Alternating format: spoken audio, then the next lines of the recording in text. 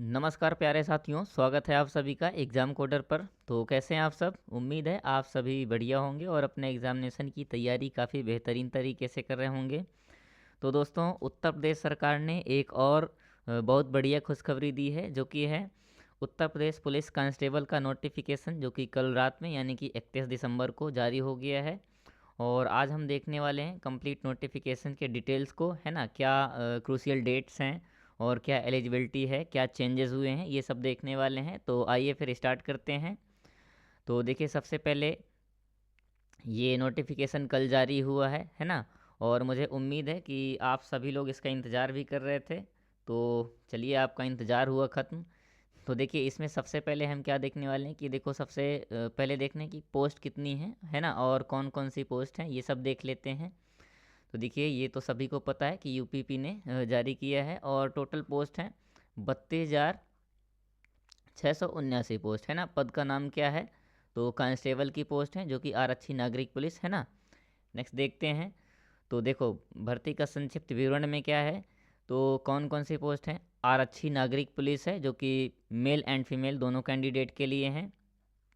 आरक्षी पीएससी यानी कि सशस्त्र पुलिस, जो कि पुरुष और महिला दोनों के लिए हैं, सॉरी, पुरुष के लिए हैं। और देखिए, ये है आरक्षी विशेष सुरक्षा बल, जो कि पुरुष के लिए हैं, और महिला बटालियन हेतु आरक्षी ये भी हैं। इसके बाद देखिए, घुड़सवार और जेल वार्डन में दोनों हैं, महिला और पुरुष दोनों के लिए हैं। तो आगे देखते हैं। तो देखिए, ये है आपका पे ग्रेड। तो 2000 पे ग्रेड पे, है ना। और देखते हैं कि ये क्या है, आपका वेतन 21,700 से 69,100 रुपये, है ना। ये क्या है, पे लेवल है, जो कि थर्ड लेवल का है ना। तो देखो, अब ये क्या है, ये पोस्ट हैं। तो देखो, सबसे पहले आरक्षी नागरिक पुलिस, इसमें दोनों मेल एंड फीमेल कैंडिडेट के लिए हैं। तो ये कुछ इस प्रकार से कैटेगरी वाइज पोस्ट दी गई हैं, है ना। आप एक बार नोटिफिकेशन विजिट कर लीजिएगा। नेक्स्ट देखते हैं। ये आरक्षी पीएससी के लिए है। तो अनारक्षित के लिए 6,060 और ईडब्ल्यूएस के लिए 1,512, ओबीसी के लिए 4,083 और ऐसे ही अनुसूचित जाति के लिए 3,176 और अनुसूचित जनजाति के लिए 300। ऐसे टोटल कितनी हैं, तो 15,161 ये टोटल पोस्ट हो गई। और इसके बाद देखते हैं क्या है, ये आरक्षी विशेष सुरक्षा बल हेतु है ना। तो इसमें भी आप एक बार देख लीजिएगा कैटेगरी वाइज। नेक्स्ट देखते हैं। तो इसके बाद है जेल वार्डर। अब जेल वार्डर में देखो, महिला और पुरुष दोनों के लिए। तो महिलाओं के लिए, सॉरी, पहले ये पुरुष के लिए है, तो पुरुष में ये सारी पोस्टें हैं और ये नंबर्स हैं। ऐसे ही महिला के लिए है, तो महिलाओं में ये है 44, ऐसे 10, फिर ये सभी कैटेगरी वाइज पोस्ट हैं। आगे देखते हैं हम, जो इम्पोर्टेंट चीज़ है वो सब देखने वाले हैं, है ना। तो देखो, सबसे पहले ये क्रूशियल डेट्स हैं, है ना, क्योंकि डेट हमें पता होना चाहिए। अगर डेट पता नहीं है तो फिर हम पीछे कहीं ना कहीं रह जाएंगे, है ना। तो देखो, सबसे पहले क्या है, अधिसूचना, जो कि कल जारी की गई थी 31 दिसंबर को, और आवेदन भी कल से ही स्टार्ट हो गए, है ना। मुझे उम्मीद है आप सबने आवेदन करना स्टार्ट भी कर दिया होगा। और देखिए, ये अंतिम तिथि है किसकी, तो ये आवेदन की अंतिम तिथि है 30 जनवरी 2026। और शुल्क समायोजन यानी कि फीस सबमिट करने की लास्ट डेट कौन सी है, तो 2 फरवरी 2026, है ना। नेक्स्ट देखते हैं। तो इसके बाद देखो, ये डेट जो कि मैंने ऑलरेडी बता दी है ना, ये डेट हो गई। इसके बाद सबसे पहले देखो, हाँ, यहाँ एक चीज़ क्या है कि आपका OTR होना कंपलसरी है, क्योंकि पहले सबसे पहले OTR कराएंगे, यानी कि वन टाइम रजिस्ट्रेशन। और ये देखो, बढ़िया भी है ना।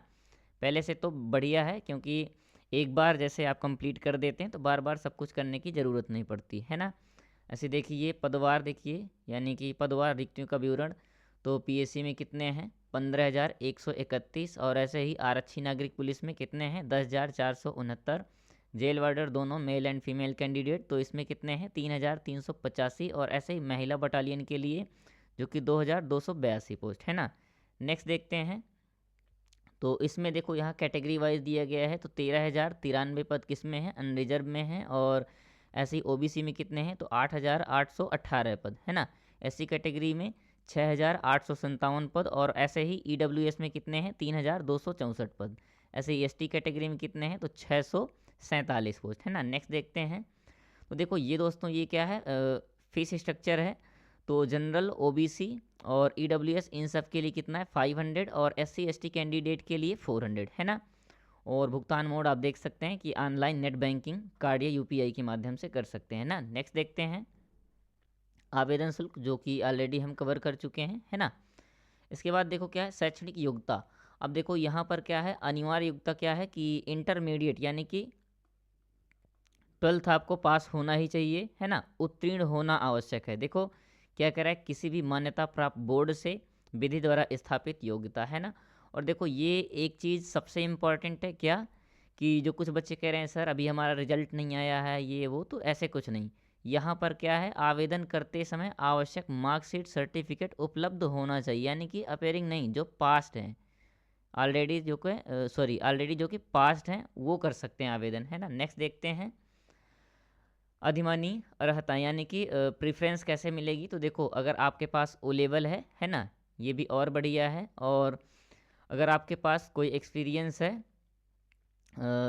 प्रादेशिक सेना में रहने का कम से कम 2 वर्ष, तो ये भी आपको थोड़ा सा प्रेफरेंस में पहले रखा जाएगा। और अगर आपके पास नेशनल कैडेट कोर यानी कि एनसीसी का सर्टिफिकेट है, यानी कि बी ग्रेड वाला, यानी हाई स्कूल में इंटर, है ना, तो भी आपको प्राथमिकता दी जाएगी। देखो ये क्या है, समान अंक होने पर इन अर्हताओं को प्राथमिकता दी जाएगी। अगर देखिए जैसे मान लीजिए 100 इधर भी हैं, मान लीजिए ये ए के हैं और इधर बी का भी कितना है 100, अगर ये सेम स्कोर है तो जिसके पास ओ लेवल और या फिर एनसीसी ये सब होगा तो उसे पहले प्रेफरेंस दिया जाएगा, है ना। नेक्स्ट देखते हैं। तो देखो ये क्या है, आपकी आयु सीमा है, किसके लिए है, मेल कैंडिडेट के लिए है। किसके लिए, मेल कैंडिडेट के लिए कितनी है, तो 18 वर्ष मिनिमम और अधिकतम 22 वर्ष, है ना। ये आपकी क्रूशियल डेट है, यानी कि 1/7/2025 से काउंट करेंगे ये, और ये जन्म तिथि है, इनके बीच वाले हैं तो चल जाएंगे, है ना। नेक्स्ट देखते हैं। ऐसे ही ये महिला के लिए है डेट और एज। तो देखो 18 वर्ष और 25 वर्ष से कम, है ना। 2 जुलाई 2000 से 1 जुलाई 2007 के बीच के जितने भी कैंडिडेट हैं वो अप्लाई कर सकते हैं। नेक्स्ट देखते हैं। इसके बाद है आयु सीमा में छूट। तो देखो अभी आयु सीमा के छूट के लिए थोड़ा सा मतलब वही 3 वर्ष दिया गया है ना। अभी कैटेगरी वाइज तो कुछ लोग इस समय परेशान हैं कि एज रिलैक्सेशन नहीं मिला है, तो आप परेशान नहीं होइए, ये रिलैक्सेशन आपको फिर से मिलेगा, है ना। तो आप बिल्कुल परेशान नहीं होइए। नेक्स्ट देखते हैं। तो देखिए ये वेतनमान है कितना, 21,700, है ना। 21,700 से 69,100 रुपये, ये क्या है आपका वेतनमान है। और ये देखिए क्या है, पे बैंड है, और ये क्या है, पे ग्रेड है ना। नेक्स्ट देखते हैं 2,000 पे ग्रेड की है, बढ़िया है। इसके बाद देखिए क्या है, तो चयन प्रक्रिया में कितने स्टेप्स हैं। तो देखो सबसे पहले रिटन एग्ज़ाम होगा आपका, और ये ऑफलाइन पेपर होगा, है ना। इसके बाद फिर डीबी पीएसटी होगा, फिर क्या होगा पीईटी यानी शारीरिक दक्षता परीक्षा होगा। इसके बाद क्या है, फिर मेडिकल टेस्ट और फिर सिलेक्शन, है ना, फाइनल सिलेक्शन। तो देखो अब यहाँ पर देखने वाले हैं परीक्षा का पैटर्न। तो परीक्षा किस प्रकार से होना है, तो देखो सबसे पहले तो ऑफलाइन होगी, है ना। और देखो ये क्या है, कुल प्रश्न कितने हैं, तो ये रहेंगे टोटल 150 और एक क्वेश्चन कितने मार्क्स का रहेगा, तो 2 मार्क्स का। तो टोटल मार्क्स कितने हो जाएंगे 300। ये 300 क्या है, मैक्सिमम मार्क्स हैं, है ना।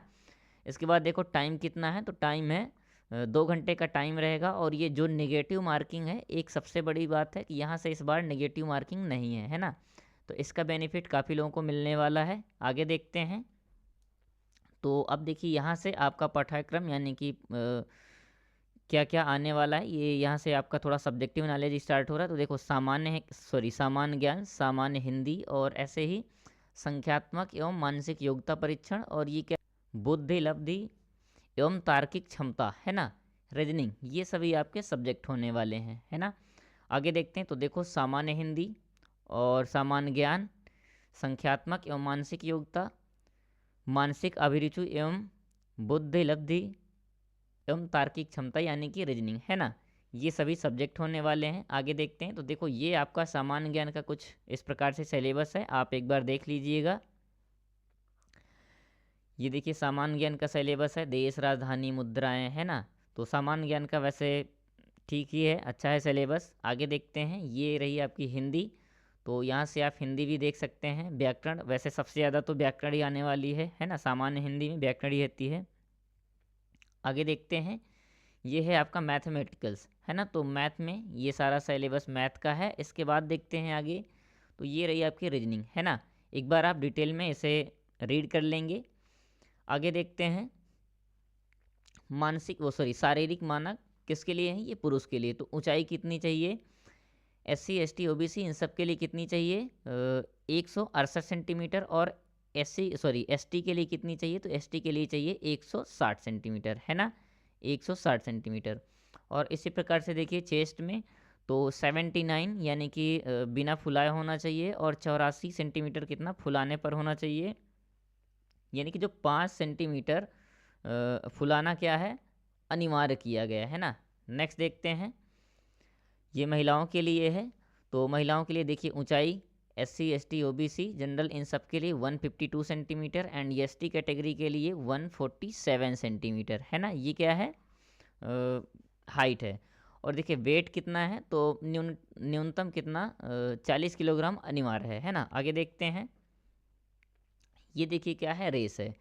तो देखिए ये लगभग 5 किलोमीटर का ही ग्राउंड रहता है ना, तो सब कर लेते हैं। और ऐसे ही इनके लिए 2.5 किलोमीटर, महिलाओं के लिए 14 मिनट में, और पुरुषों के लिए 25 मिनट में 5 किलोमीटर, है ना। आगे देखते हैं, ये रेस है आपकी। इसके बाद देखो वन टाइम रजिस्ट्रेशन, ये बिल्कुल कंपलसरी है कि आपका वन टाइम रजिस्ट्रेशन यानी OTR के बाद आगे का काम होगा, है ना। तो OTR में क्या है, देखो वैध ईमेल ID आपके पास होना चाहिए, और मोबाइल नंबर, ये तो बिल्कुल कंपलसरी है। ऐसे ही आधार अपडेटेड होना चाहिए, है ना। आगे देखते हैं, आवेदन प्रक्रिया क्या है।